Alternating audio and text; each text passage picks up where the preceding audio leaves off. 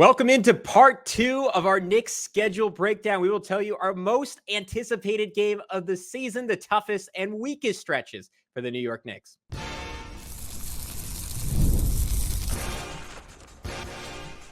You are Locked On Knicks, your daily New York Knicks podcast, part of the Locked On Podcast Network. Your team every day. Hey, what's up, guys? You are Locked On Knicks. I wanted to remind you that today's episode is brought to you by GameTime. Download the GameTime app, create an account, and use code LOCKEDONNBA for $20 off your first purchase. Terms apply. I want to thank you for making Locked On Knicks your first listen today and every day. We are with you at least 3 days a week throughout the summer, 5 days a week throughout the entirety of the regular season. If you want to catch every single episode and become an everyday, be sure to subscribe, hit that notifications bell, like, comment, leave a 5-star review. It's all stuff that really, really helps us grow the podcast, which we, of course, want to continue to do. And be sure to hit that auto download function on your favorite podcast platform of choice. But who is going to be with you every day? I'm Gavin Schall. I've been covering the NBA for a decade now. He is Alex Wolfe, editor-in-chief of the Strickland, the greatest Knicks website in the whole wide world. You can check them out on all forms of social media at the Strick.land for the best Knicks coverage there is. But for some second best Knicks coverage, Alex, let's talk most anticipated game of the season. We talked about 8, if you missed it, 8 games to look out for on yesterday's show. But today we're going to give you the single most anticipated game. We wanted to save it because we felt like it was kind of obvious. What is your and mine and everyone's most anticipated game? Well, it's the season opener, right? I mean, I kind of alluded to it on the last episode, but I think that you could look all over the schedule. That game has the most potential to be freaking awesome. And there's just so much precedent behind Knicks Celtics game 1 being amazing. The one that I always remember back to, terrible season overall, but amazing opening game, 21-22, when Julius Randle went absolutely bonkers. Unfortunately, wound up sort of putting some of the writing on the wall for Julius's behavior that season, where he came out and was yelling about like not getting his respect and all this other stuff during that game. So maybe should have been a little more of a warning sign to where things would eventually go in 21-22, but just an amazing game that year. And, honestly, every time that the Knicks face the Celtics, it's always an event, just the amount of, honestly, Knicks success that we've seen against the Celtics, I feel like far outweighs in recent years the successes that the Celtics have had against the Knicks, just like jaw-dropping, back-breaking moments of the Knicks beating the Celtics recently have been kind of the norm for a while now. So the fact that the Knicks have the opportunity to go in the opening night of the season and go into Boston and potentially ruin the ring ceremony and the banner unveiling and everything else, pretty crazy stuff. It's a lot of fun. I don't think there's any argument that is the single most anticipated game of the season for the Knicks, and it's going to happen right away. But Gavin, I think there is a case to be made, and you made this case. We were picking out what we think are going to be the toughest stretches of this season. I think there is a case to be made, and I'm sure you're about to lay it out, that this maybe could be their toughest stretch of the season as well, starting with game 1 and going through about the first 10 games of the season. Yeah. Well, first of all, on the Celtics front, I totally agree with you. I think we got to remember, even though, to your point, the Knicks have had some incredible wins. The one you just referenced, of course, the Emmanuel quickly torched the Celtics at TD Garden game, which probably my all-time favorite quickly game. Since we've been doing this podcast, I'd say non-playoff, top 2 or 3 game we've ever covered. Probably it was all timer. The Celtics took 3 out of 4 from the Knicks last year. And then if you talk to a Celtics fan, which maybe we will, I'm sure we'll get John Corrales on, Alex, at some point before the season starts, he would probably tell you, well, guys, we weren't really trying in that one. You guys won, which we might call BS on. But either way, with Boston at full strength, without the 1 seed clinched, they went 3-0 against the Knicks. And they had this little wrinkle where they put Drew Holiday on Julius Randle and totally got on his head. Totally screwed with him. Drew Holiday has done that to a bunch of guys. So Julius is not the only one. but Boston did feel like a particularly good matchup for the Knicks, at least before the OG Anunoby trade. And then unfortunately, we never got to see the Knicks with all three of Jalen Brunson, Julius Randle, and OG Anunoby on the court against the Boston Celtics, which was a tragedy because, as I referenced, the Knicks in that month of January and the Celtics in 2 other months were the only teams in the NBA to post a net rating of plus 15.7. The Celtics hit that number, if I'm remembering correctly, exactly twice. The Knicks hit it once. That was the highest in the NBA of any team in any month last year. Those were arguably, again, at their peaks, like the two teams that had the 2 highest peaks in the NBA. We never got to see it. I want to see what sorts of solutions the Knicks have to the challenges Boston represents. Unfortunately, we will not get Kristaps Porzingis night 1, so that we'll have to wait to see how the Knicks handle that, which to me is the toughest part. With Mitchell Robinson, Al Horford, though, provides a facsimile of that stretch shooting 5. So I think it is a really fascinating matchup. And look, it is the team beyond the obvious that they were just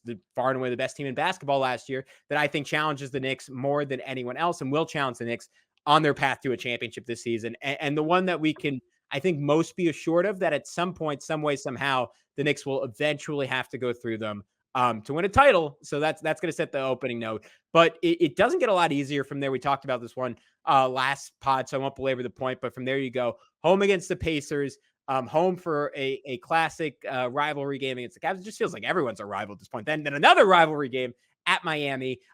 Decidedly not a rivalry game, especially since they don't have Quentin Grimes anymore at Detroit. That should be easy. Sort of a rivalry game given the trauma we suffered last time the Knicks went to the Rockets. They go to Houston, so hopefully the officials a little bit better this time. Maybe they give the Knicks some makeup calls. Then to the Hawks, rivalry game. Bucks at home. I highlighted that as one of my biggest games. That is always a tough matchup. For the Knicks, especially if, to your point, Alex, Milwaukee is at their healthiest and playing everyone, and Dame is refurbished after having a full offseason and working out. Then you get the Pacers again, and then you wrap that 10-game stretch up with a trip to Philadelphia in an NBA Cup game that we're going to talk about later. That was also one of our most anticipated games. So 3 of our 9 most anticipated games of the season come in that first 10. You are playing basically a who's who of your Eastern Conference competition. To me, like the stretch you're going to highlight later might be tougher on paper. This is the most exciting stretch the Knicks have all season. And I said it last show. I'll say it one more time. If they can come out of it 7-3, 8-2, given the fact that this team is just going to be hastily thrown together, or not hastily thrown together, but trying to incorporate Mikal Bridges, like that'll be a really good sign. But let me throw this to you. Like, do you think the Knicks come out and look like somewhat of a finished product right away? Like, does that Villanova chemistry translate right over? Or given Julius Randle coming back, given no Hartenstein to space the floor, is it going to take a little bit of time before the Knicks are operating on all cylinders? I think the biggest wild card for me is probably the Julius factor. I think that it's going to take him a little bit, maybe in full speed game action, to start trusting that surgically repaired shoulder again. Like, as someone who's had a little bit of a shoulder issue myself, it's a really tough injury to come back from and then feel confident in your ability to, like, even just go to the weight room and, feel good about yourself. So going back into a full contact basketball situation after, I'm sure he, during his recovery, he had to go through so much of, there was mixed reports too about, like, did a workout sort of re-injure the injury, or whatever. There was sort of some back and forth about how the reports were, worded or whatever, about when he officially, called it quits and all that stuff. So, like, is he going to be a little timid at first, like getting all the way inside and finishing strong and stuff like that? And those are going to be things he's going to need to do. I think that he's going to need to, sort of run things out of the high post, because you won't really have Isaiah Hartenstein doing that anymore. So you're going to have Julius, kind of working the elbow a lot to try to set things up for all the shooters around him and everything else. And,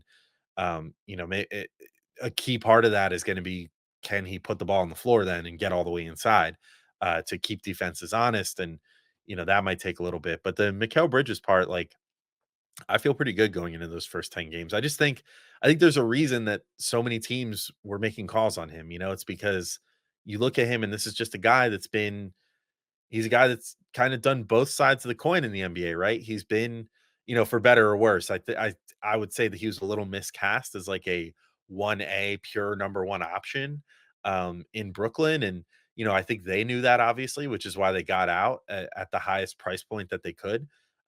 because they know, like, contrary to what they're going to leak to the media or whatever, like, he's not the guy that you build around to be your number one superstar, but he's done it and he's averaged 20 plus points per game as that guy. But the main thing is that he plays defense, he hits open shots, and he can create for himself a little bit if he has to, but he's a great spot up shooter, great at finding his spots on the floor. I think very similar to the OG Anunoby effect, where OG showed up and was just ready to rock day one and ready to impact winning with this team. I kind of see Mikal having the same effect and just stepping in, not even just with the Villanova chemistry in there, but just the fact that the way that he plays ball just is conducive to being able to just plug right in and contribute right away, even if he's not, perfect right away. I think that I think it's just a great situation for the Knicks right from the rip. But Gavin, I think I'll throw to you to rebut in the next segment here what you think about uh, you know, your thoughts on the Mikal, integrating right away, or just what the kind of hurdles could be for the Knicks in those first pretty hard on paper 10 games that they have coming up. So we'll get into that in just a second. Get into my hardest stretch of the season, which is damn near a whole month, which is kind of crazy. It's maybe the only time where I looked at the schedule and kind of cringed a little bit. And then we'll talk about the NBA Cup some, talk about an easy stretch or two that we think the Knicks should be able to have a good time with. That's all coming up in just a second. Locked on Knicks. This show is sponsored by BetterHelp. What are your self-care non-negotiables? Maybe you never skip leg day. That's not true for me. Or therapy day. When your schedule is packed with activities, big work projects, and more, it's easy to let your priorities slip.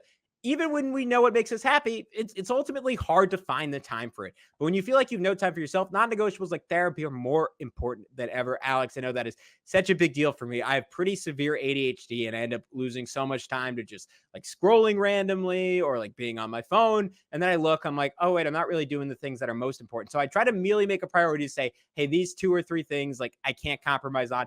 Therapy is absolutely one of them. It is essential to me feeling my best on a week-to-week basis. Just having a place to vent makes such a big difference in my life, both mentally and physically. So if you're thinking about starting therapy, you should get BetterHelp a try. It's entirely online, designed to be convenient, flexible, and suited to your schedule. All you have to do is fill out a brief questionnaire to get matched with a licensed therapist and switch therapists anytime for no additional charge. So never skip therapy day with BetterHelp. Visit BetterHelp.com/LockedOnNBA today to get 10% off your first month.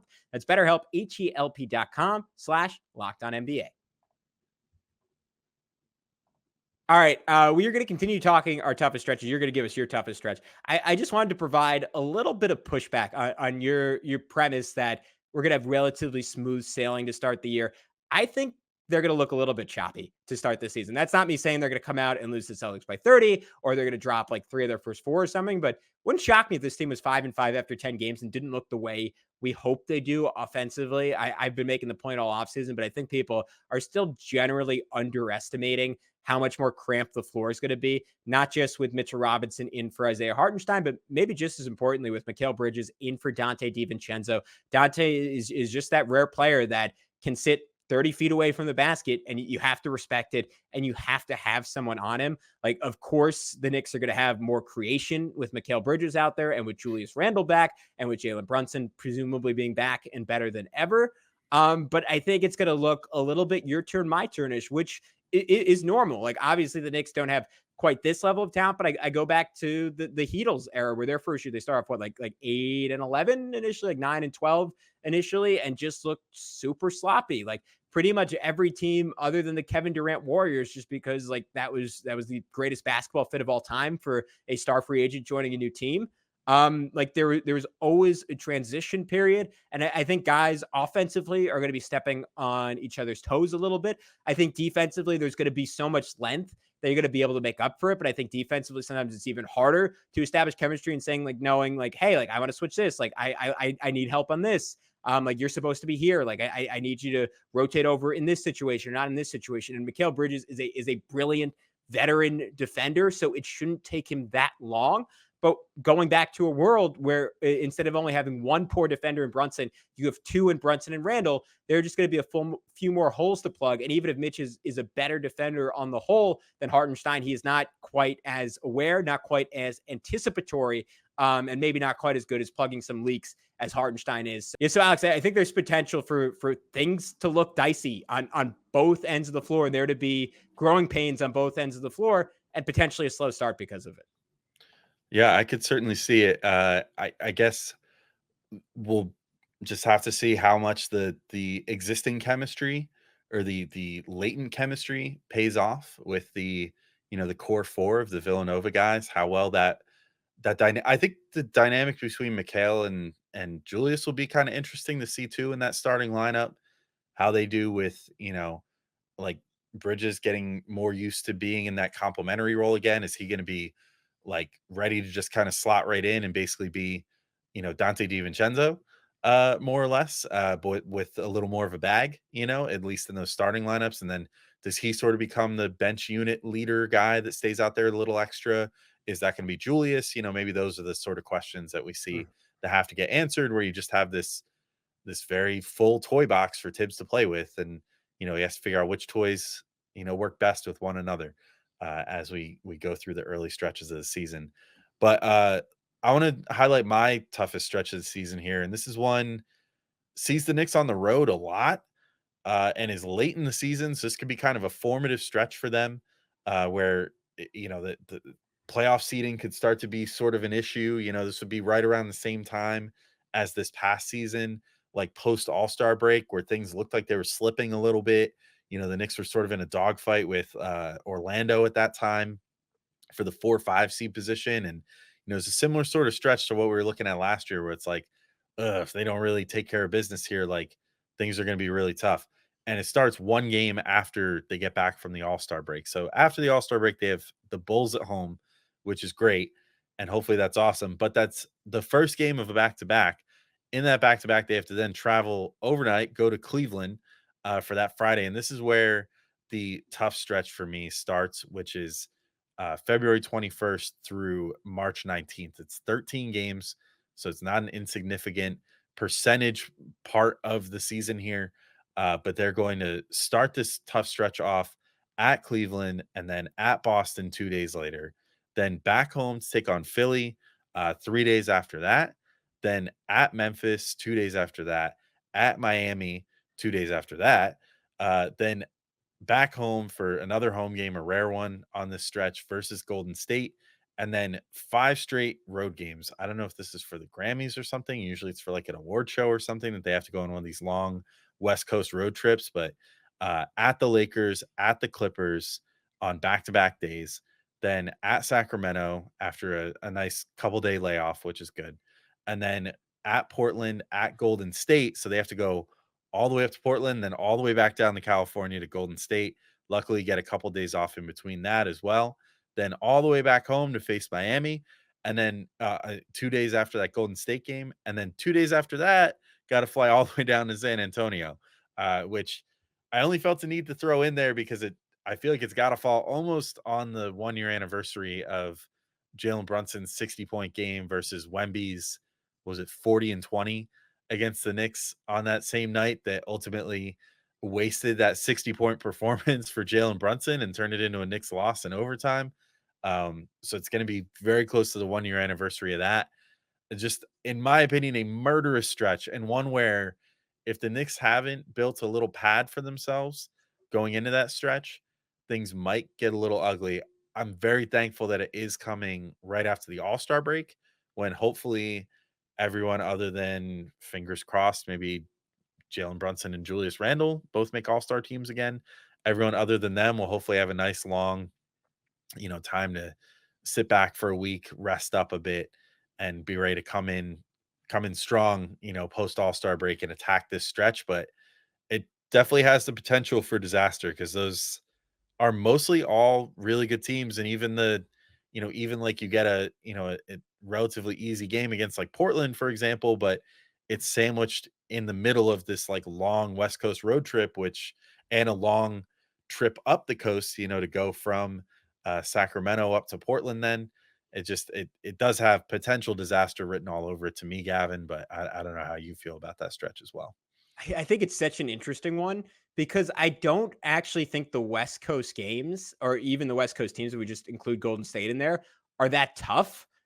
To me, it's just it's the fact that the beginning is a knockout, right? Like Cleveland is going to be very good, very deep. They'll be even better if one of their main guys is injured, because that's apparently when they play their best basketball. I hate to say it. I hope none of them are injured. The Celtics, that is, I don't have to get into it more. That's a super challenging matchup for the Knicks. Philly, like that could be 3 straight losses, and Memphis, like that is the one game. Like I was looking back, like while we were talking about this, saying, all right, did I miss one to put in my most anticipated game? I think the Grizzlies are going to be awesome this year. Like they're going to be super fun. I can't wait to see Mitch against Zach Edey. That'll be such a fun physical challenge for him. John Morant against Brunson. There's been a lot of discourse. Alex, someone tweeted, no recency bias. Who's better, Jalen Brunson or John Morant? Which is essentially asking, hey, take out the fact that this dude just averaged 34 in the playoffs and made second team All NBA and finished top 5 in the MVP, while the other guy was pretty much missed the season with gun issues and then an injury, unfortunately, because he's like maybe the most excited player on planet Earth. So hopefully John Morant plays a full season this year. But that's a fun matchup. That's those. But the Knicks could go 0-4 there.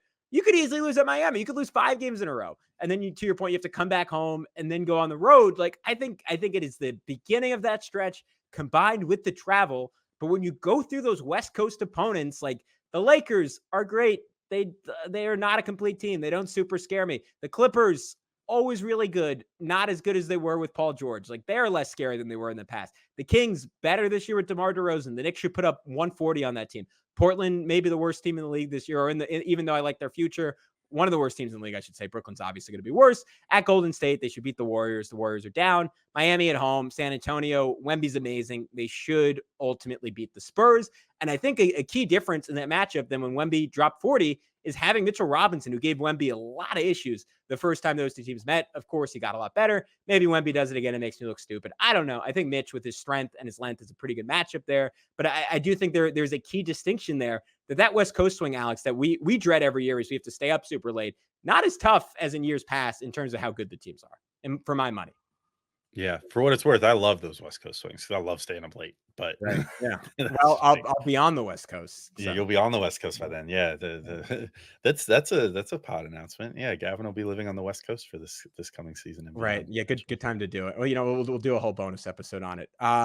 After the break, where we are going to come back and talk about the weakest stretches that the Knicks have this year, and then just some thoughts on the NBA Cup. So we'll get into that next on Locked On Knicks.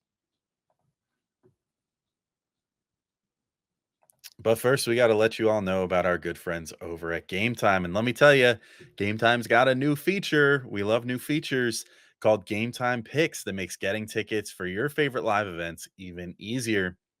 GameTime Picks filters out the fluff to show you only incredible deals on great seats, so you don't have to waste time searching through thousands of tickets. And I'm told to mention that GameTime is going to have 50% off Labor Day tickets for Diamondbacks Dodgers. I don't know if that was meant for the LA market, but in case you're going to be over there, go check that out. But hopefully there are also some Labor Day specials for Mets and Yankees tickets. I know I'm going the day after Labor Day, and deals or not, I got some really freaking good tickets. I'm going with 2 of my buddies from the Knicksosphere. We're going to meet up and do something a little together in person, because we're usually interacting online. And so we're going to a game, and it was only $25 a seat in the 100s in home run territory in right field. Buy all the really good food. Couldn't get any better than that. $25 each. And that was with the all-in pricing, which Game Time is happy to give you, which is a breath of fresh air compared to a lot of different apps out there that will be like, check out these $15 seats plus, in the fine print, maybe an extra like $30 in fees or whatever per seat. No, none of that at Game Time. They tell you what you're going to pay, and that is that.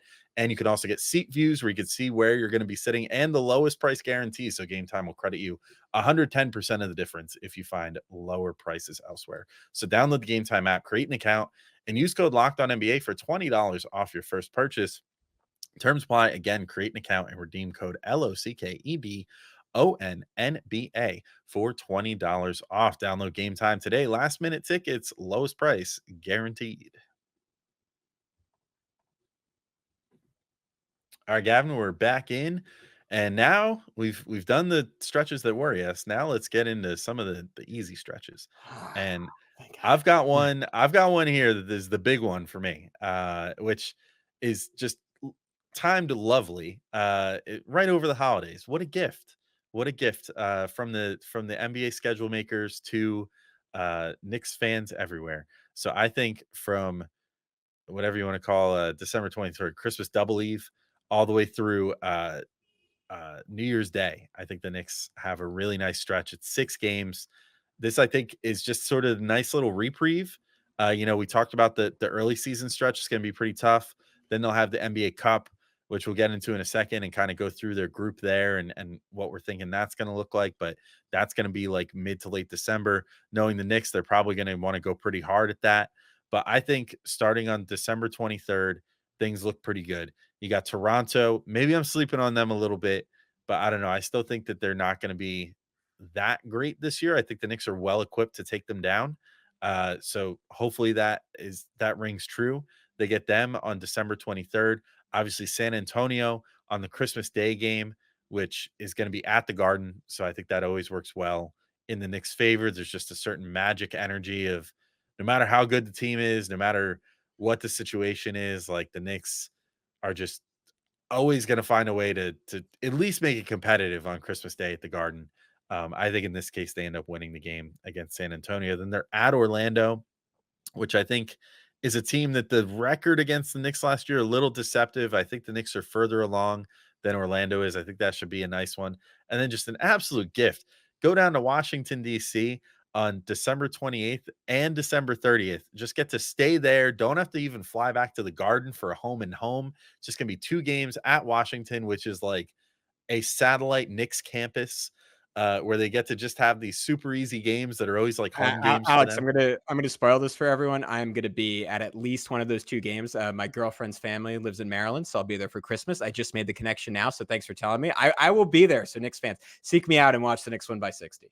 There you go. I think our buddy Prez lives in the DC area. I'm I gonna can hit him up. almost guarantee he'll be at one of those 2 games as well. So there's a good contingent of Knicks fans in Washington DC, and it's always like a home away from home for the Knicks, especially when the Washington Wizards are bad. So absolute gift there. Two easy games, and then on New Year's Day against Utah, 7:30 p.m.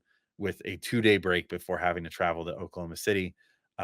I think that's just a lovely stretch from a Knicks perspective. That was the one when I was looking for like the stretch that the Knicks need to just like dominate and hopefully take all 6 games. That was one that definitely stood out to me, or I would at least hope for 5-1 out of that stretch. I think that would be great. Yeah, I'm not going to waste any time debating you, Alex. I agree. I think this is the weakest stretch for the New York Knicks, and I'm excited for like that. Like the first 2 games of that stretch to me are pretty easily the most fun there. Like Mhm. I think every Toronto game going forward, as long as RJ and Quickly are there, is going to be fun. Is going to be anticipated a little bit. Like it'll always be nice to have an excuse to check in on those 2 guys, and then Wemby at the Garden is just going to be a show. I have a weirdly early fantasy basketball draft coming up because I do a combined fantasy football and basketball league. So of course we have to draft before football season started. I was doing some early research. Wemby is the number 1 rated fantasy player for next year as like a 21-year-old second year guy. That is insane. I thought his performance against Team USA was so impressive. So I think he is going to like as much as that initial win last year in MSG was an all-time performance. I think he is going to try to replicate it, have a game that will go down in his ESPN Classic repertoire down the road. So I think it's going to be a lot of fun. I think those are all going to be a lot of fun. The Knicks better go 5-1 because if you're trying to chase Boston, you're trying to chase Philly, who's I think is going to be an amazing regular season team. Milwaukee, Indiana could have amazing regular seasons. Like I think the win totals at the top of the East are going to be very high. You're going to have to leverage those windows to really take advantage of easy schedules. But let's wrap up on this, Alex. The NBA Cup group came up this year. Why don't you break it down for us? Pretty favorable draw for the New York Knicks. Yeah, so just in case anyone was wondering, this is how the now renamed in-season tournament is going to work, which is now the NBA Cup. Uh, as near as I could tell, pretty much the same format as Mhm. last year. I thought that I saw that there was some rule changes, but it must mostly just be a name change because I thought the one thing that they were considering changing was the point differential tiebreaker because they were against the absolute chaos. And honestly, to me, the most fun part of the in-season tournament last year was teams just running up the score on bad teams, which you never see in the NBA. It was like watching real life NBA 2K, like just trying to get all your stats up. Apparently that's still a thing. So I think it's just name only NBA Cup this year. The Knicks had their group announced early, but it is part of the schedule. So in case anyone was paying attention, I'm not the hugest fan of the NBA Cup, and I don't think you're exactly head over heels for it either, Gavin. So we haven't spent a ton of time being like, "Whoa, the Cup group dropped, crazy emergency pod." The Knicks group is Philly, Brooklyn, Charlotte, and Orlando. So they will face those four teams throughout the regular season. In the first month and change of the regular season, the first game will be Tuesday, November 12th at Philly. I actually highlighted that in the previous episode as one of my top games that I'm circling for the Knicks in the early goings of the season, or just in the season in general. Then they have Friday, November 15th against Brooklyn at the Garden. So hopefully an easy win there, a team that is not going to be playing for much. Then they're going to be at Charlotte on November 29th for a Friday Friday afternoon game. That one is interesting. Oh, I guess that's Black Friday. If I'm doing my math correctly here. So Black Friday noon game against Charlotte. So that should be an interesting one as part of the in-season tournament, NBA Cup. And then to close off pool play, they will be facing Orlando on December 3rd on a Tuesday. So that will be the end their pool play here. And then of course they have two as yet announced regular season games that will occur as their 25th and 26th games of the season. Now that could be them in the knockout rounds of the NBA Cup, or that could be them just playing regular season games. If they are in the knockout rounds, they would be playing on some combo of December 10th, 11th, 14th, and 17th. And if they're just playing regular season games against the other losers of the pool play rounds, those would happen on some combination of December 12th, 13th, 15th, and 16th, just on their home floor or away floor or whatever, however that ends up working out. My number one hope, Gavin, is just that this does not result in them playing Milwaukee and the Celtics like 7 times each again, because that's certainly what it felt like last year, even though I think it was 5 times each for both those two teams. But hopefully they don't have to do that again. That wasn't super fun from last year, just facing all those great teams. But also, lastly, in case anyone forgot, if they do make it to the final, the Knicks will actually play a 83rd regular season game, which I still think is ridiculous. If I'm being completely honest, I just don't feel like the reward for winning the in-season cup should be congrats, you get to play in one more game than everybody else. Like, and you win some money for your end of bench guys, but like you're gonna have one more game of wear and tear, one more chance with 0 regular season stakes on the line to potentially have a season-ending injury or something. I don't know. To me, still doesn't really jive, but I'm a hater, Gavin. I'm a hater of the in-season tournament. I'm going to remain it this year, even if it seems like the players get up for the games or whatever. Which ultimately that's all that matters. So that's cool. We get to see the Knicks play on some funky courts, but I did think overall their draw was pretty solid, having both Brooklyn and Charlotte and Orlando, who I think they're still a better team than despite last year's results. So I think Philly's kind of only their like big hurdle here, and they get that right out of the way with that first. Yeah, I'm 100% with you. I think it's fun. I think it's exciting. I think it's incredibly stupid that there's no real incentive to win this thing, other than, to your point, like getting the end of bench guys like money that's really useful. So that's fun. But for the guys actually playing, that isn't much of an incentive outside of their generosity. Like I've proposed in the past, I think like you win it, you're automatically a top 4 seed. That would make a lot of sense to me. Something else I just came up with while thinking about it during the episode is that you get to pick your first round opponent. Basically, like let's just say the Knicks won the in-season tournament and finishes the 3 seed, then anyone 4 through 8 they could pick to play in the first round, because and last year, Alex, that would have been incredibly helpful for the Knicks, because I can pretty much guarantee they would have preferred to have played anyone pretty much, maybe other than the Bucks, that wasn't the Sixers lower than them. So that would have been a big boost. Wouldn't have helped out the Lakers, the team that actually won the in-season tournament, because they were the 8 seed. So there wasn't anyone else that they could have chosen to play. But I don't know. I think there should be like some competition-based incentive to win.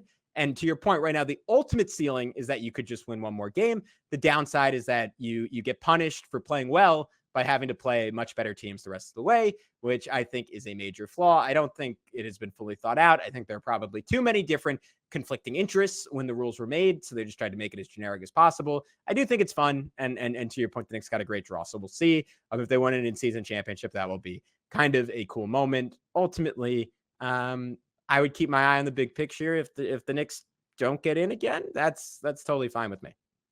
Yeah, you can bet if they win that in-season championship, I'll order that Sports Illustrated championship package, like they always advertise after every championship game. I'll get it, man. Screw it. A championship's a championship, I guess. And I'll stop being a hater. If they win it, I'll be like, man, I'm stoked. I'll win the NBA Cup champions. Hang the banner. Doesn't it mean a little more than the actual championship at this point? Like, come on, it's 2024. It's the in-season championship. That's what I heard from some Laker fans. I don't know. It seems like a couple of them seem to think so. No, I'm just kidding. I don't even think Laker fans are that delusional. At any rate, Gavin, I think we've done our due diligence on the schedule. I said in the last episode, like, we're not going to sit here and read every single game. So, of course, draw your own conclusions. If you're on YouTube, let us know for idiots for missing a stretch that's obviously way tougher or whatever. But at any rate, until next time, thank you all for listening. And we'll have I think an episode later this week where we get into the merits of if the Knicks are contenders or pretenders, which stems from a conversation I had on Locked On NBA earlier this week. So keep your ears out for that. But until next time, thank you all for listening, and we'll talk to you soon. Peace out, everybody.